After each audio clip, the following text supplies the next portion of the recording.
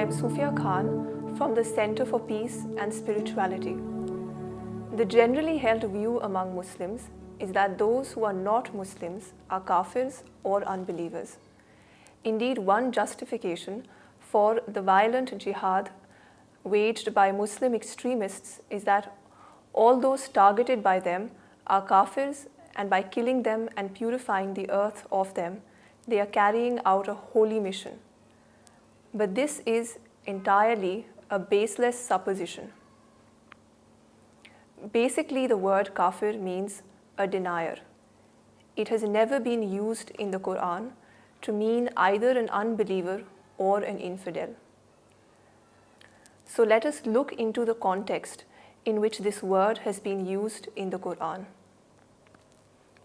The Prophet Muhammad began his mission in 610 CE. At that time, all the people except him were non-Muslims. When he invited them to respond to the call of monotheism, he never addressed them as "O Kafirs," but rather as "O man" or "O people." He continued to use this form of address throughout his life. That is, to him, all those who had not entered the fold of Islam were simply human beings. But even after 13 long years of preaching, the Meccans were not willing to acknowledge the truth of his words. It was then that God directed the Prophet to address them in the way as is mentioned in the chapter Al-Kafirun. Say, O you who deny the truth.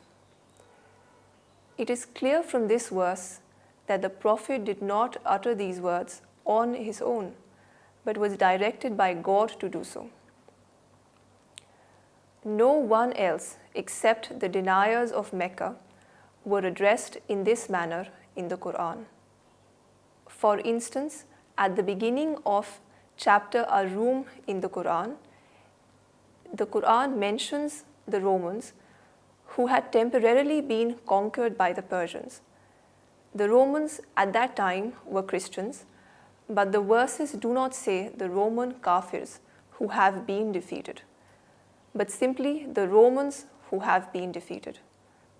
The truth is that no human being, not even the Prophet, has the right to pass judgment on other people.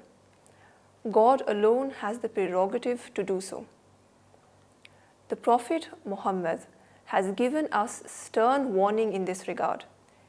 He once observed, when someone calls a person kafir or fasik, meaning sinner, wrongly, then such words will be returned to the caller. That means, in the eyes of God, the caller himself will be held to be a kafir or fasik. So one who has the fear of God in his heart will never make such pronouncements about other people. According to the teachings of the Quran, the right behavior for a Muslim is to follow God's commandments in his own life, and so far as other people are concerned, he should regard them simply as human beings. He should never issue edicts against them, but rather, as their well-wisher, he should consider it his responsibility to convey God's message to them peacefully till his last breath.